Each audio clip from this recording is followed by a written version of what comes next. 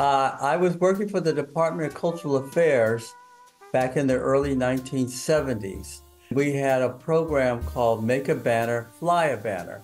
So we invited the entire family to come in. We had scrap material and felt material, glue, and some scissors. The staff was given the challenge to kind of participate as a fun project. So at that point, I took on the project and started cutting out fabric and creating a sort of a narrative sort of design. And prior to that, I had been working with collage construction for about a year or two before entering into this job and this project. And so working with fabric and material were kind of similar to me. So everybody was amazed at what I came up with. They said, "Oh, that's really great." And I took it to a tailor. He wanted $100 to sew this little scrap thing together. And I said, no way. So I decided to just pick up a needle and thread and actually just do a in and out sort of thread sewing across the surface of this work. And when it was all finished, I was amazed at how nice it looked and then how easy it was to put together. So that rung a bell. And so from that point on, I started to experiment more with creating with textiles or fabric. And I was working 9 to 5, so it wasn't like I had all day to just sit around and sew. So I created, the last large piece I created by hand was about 4 feet by 6 feet. And I added beads and buttons, several embellishments on the surface. And so after that, I realized if I wanted to go further into this and work on a larger scale, I needed to learn how to operate a sewing machine. And then I was on the road, and I had that sewing machine for about 30 years. And that sewing machine, I started to identify as my dance partner because I said that she knew all my moves in terms of taking my fabric to that little elbow, that little tunnel there that was on the seat, because this was a domestic model sewing machine. It wasn't industrial. So I had that to use. And so I got very comfortable with that. And then besides having my dance partner, I had a personal trainer. And the personal trainer was a 60-minute timer. I would turn on the timer and it would click around to 60 minutes. The bell would go off. It would bring me back into reality. And then I would realize what I had been doing. And then I kind of looked at the clock to see how much time had actually gone by where I was, because I'm doing this when I come home from work. So my bedtime was about 10:30 or 11. And so I had to finish by that time to get up in the morning to go back to work. So that's how I got started. And prior to actually settling into being a quilter, I also met Romare Bearden. And I discovered his work in the early 70s on display. And I really got fascinated by how he constructed his artwork through paper and the collage format. And so I started to experiment with that, stepping away from painting and into that art form. And I was really fascinated because most of his work dealt with a narrative, and my work had been up to that point more still lives and sort of an academic, sort of like just reaching out for anything. But this was really focused in on telling a story. And for him, it was the Black American story. And so I started to kind of work in that idea format as well. But I always wanted to be an artist, and it just worked. I knew I always had to have a job in order to promote my art by way of buying art supplies, different materials, resumes, business cards, all that sort of required money. I said, well, how can you be an artist if you don't have any money? Because it just affects your consciousness and your way of thinking, you know, from depression, frustration, of not being able to do different things. And so job was a requirement.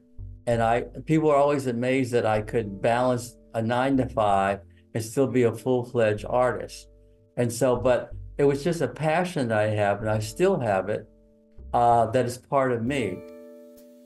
There was a breakthrough moment I could remember, 1990. when I did my African jazz series.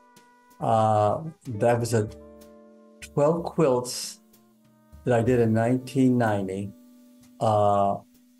I clocked myself with my personal trainer and my dance partner. We were working overtime because I did one every 30 days. And the quilts were 9 feet tall and 6 feet wide. And it all came from discovering a poster in a poster shop in the village here. It was like 3 jazz musicians. The camera angle was sort of like tilted. It was black and white.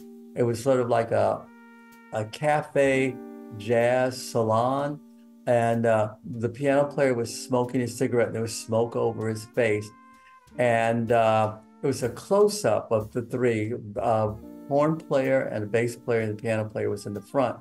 And I walked by it, and it was almost like it was talking to me, come back, because at first my mind couldn't kind of focus on the subject because it was so different from what I was used to looking at.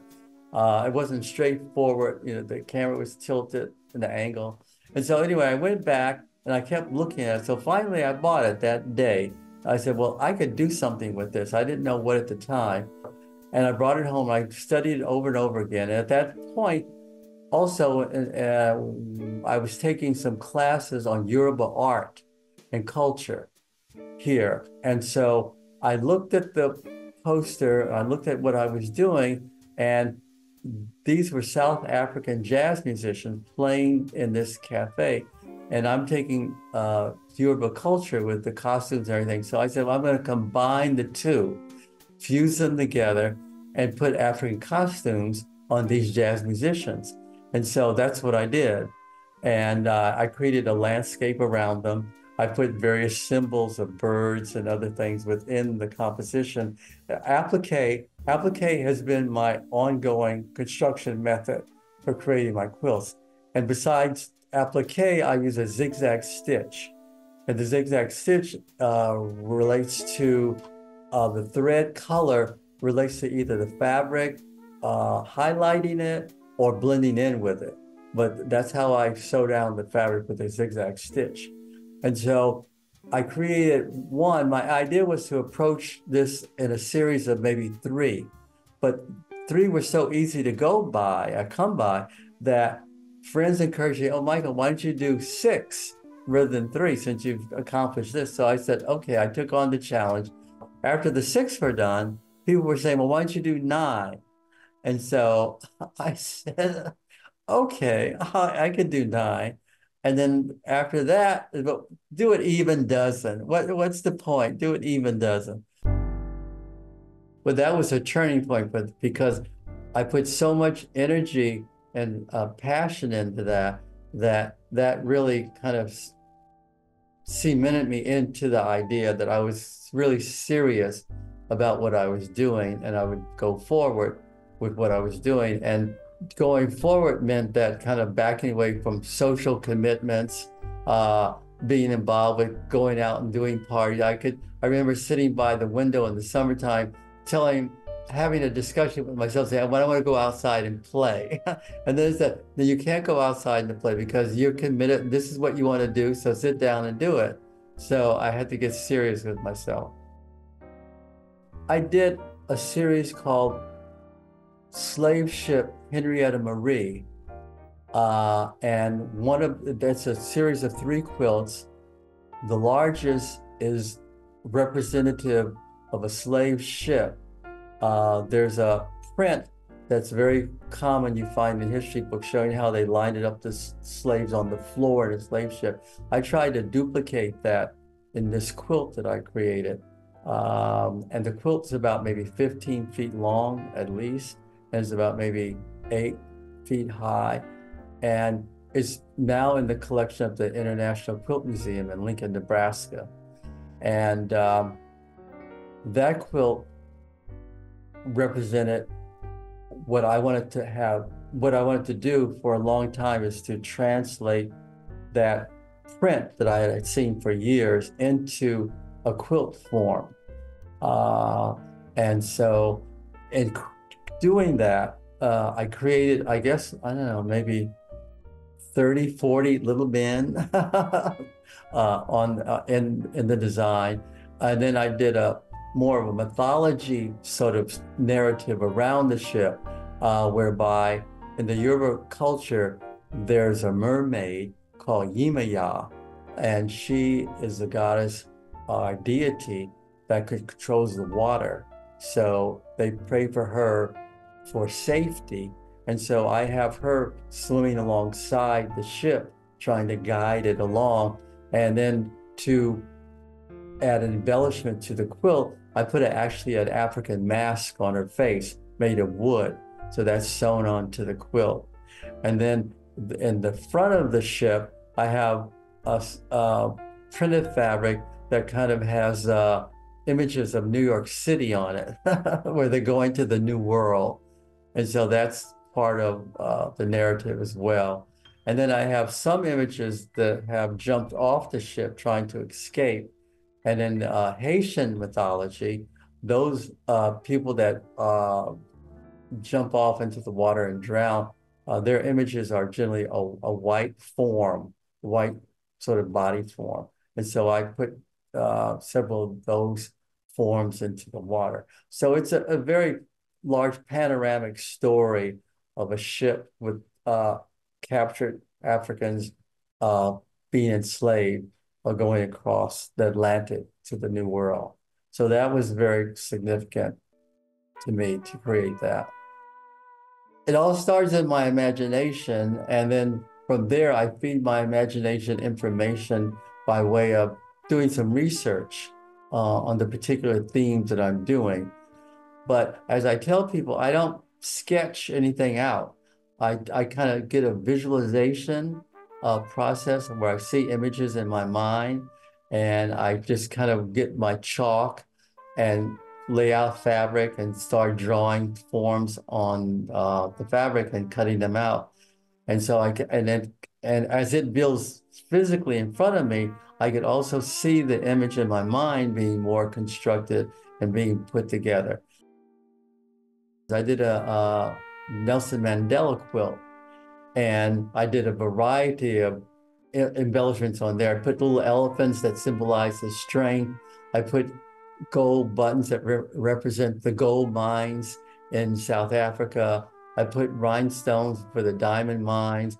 And then I put toy soldiers protecting the elite white class from the black class. And I have that in there. So there's a lot of story elements that I bring in by way of just kind of reading about how I want to enhance the story or the narrative of the quilt.